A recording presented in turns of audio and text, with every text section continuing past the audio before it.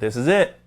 If you're here, I can't thank you enough for watching these videos. This is actually going to be the last episode in my guitar story, and it's actually going to be a 2-for-1 because we're going to be talking about my PRS Silver Sky SE, which is right there, but also my D'Angelico Atlantic.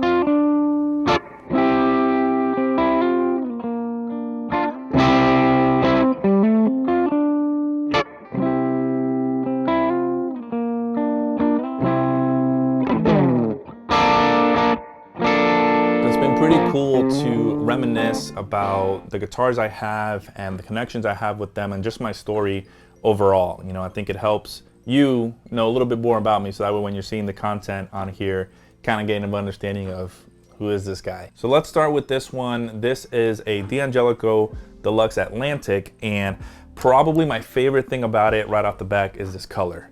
Man, it is really hard to transmit over camera just how beautiful this color looks, but this is actually a limited finish. I think only one of 50, if I remember.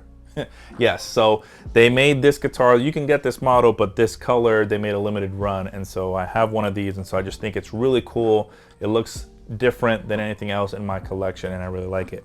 Humbuckers, pretty much a Les Paul type of vibe, but it actually has a belly cut on the back right there, so it's got some modern appointment, some comfortability there.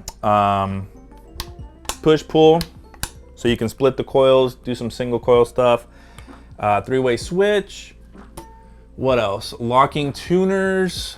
Yeah, just an overall really solid guitar. Part of the reason I got this guitar is because I really loved my other D'Angelico. So I did a video about that, you can check that out, but that guitar was my first experience in the D'Angelico brand. I really liked how it felt, just the construction of it and so forth. So I knew I'd probably eventually get another one. And so I'll get to why I have this one. But I said this before, I wasn't afraid to pull the trigger on another one. And actually, other than my Fenders, so the Strat, Tele, this is the only brand, looking around to confirm, that I have another one of. So, you know, it's kind of like your favorite shirt. When you really like something, you'll buy the same shirt in a different color. That's kind of what these are for me. So as a guitar player that's always looking to improve, get better, play different genres, you know, worship is my main thing. That's what I love to do. That's my number one and always will be.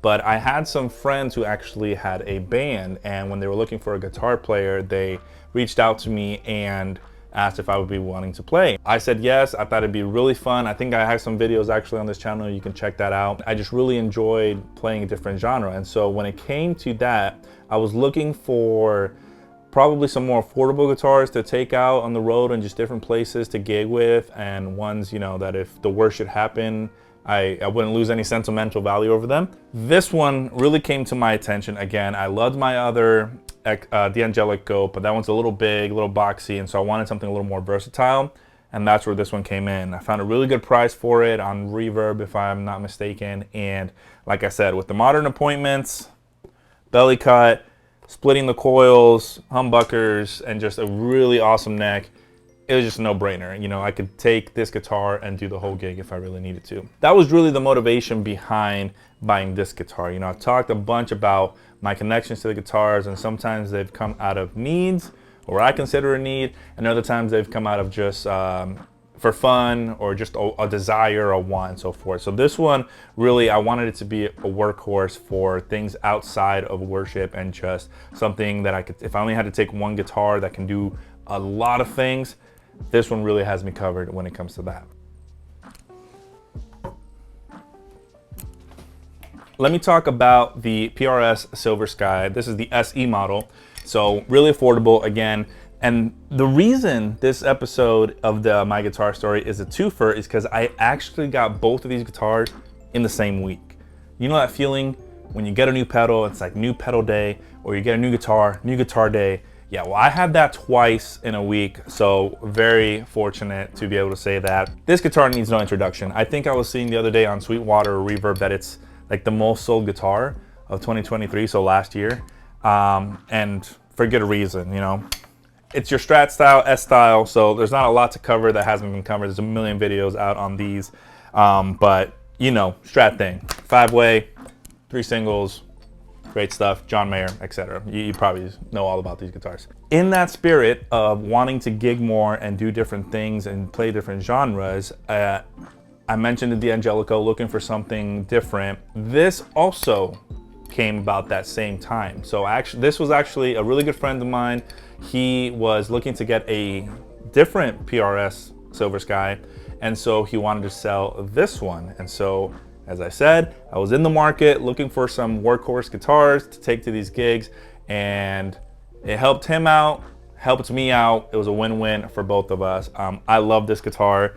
I have the Strat, which I did a video on that too, but if you've probably seen this channel or on Instagram, usually if I'm going for a Strat, I've been reaching for this one, and it's just, it sounds so good. It's not as expensive as the other one, but that just speaks to the craftsmanship of PRS and just this guitar itself. So really love it. And between this one and the Atlantic, those are usually the two I'm taking out to some of these other gigs that I've been talking about. So I really want to wrap up my guitar story with these guitars because they're the latest ones I got. And of course, the church story that I've been telling alongside with this. I believe it was in my Duesenberg video, I talked about how that guitar came around COVID, really marked the beginning of my relationship of working with Hope here. What can I say about Hope but nothing but good things? And not just the church itself, but the people that I've been able to make connections with, people who were once strangers, I probably consider lifelong friends. I hope lifelong friends going forward. So as I started working more and more with Hope, I felt so blessed to just get to know the church a little more, get to know the people more, and just really wanted to serve more and more and just be in fellowship with the people there. So I started playing at some of the young adult ministries that's there, Sunday services, CR that happens throughout the week, and just love just giving my time and giving of the talents and just of the things that I've been giving and just putting that back into the community. They started doing more original stuff, and so you've probably seen that, and if you haven't, I'll leave some links to some of Hope Worship stuff. But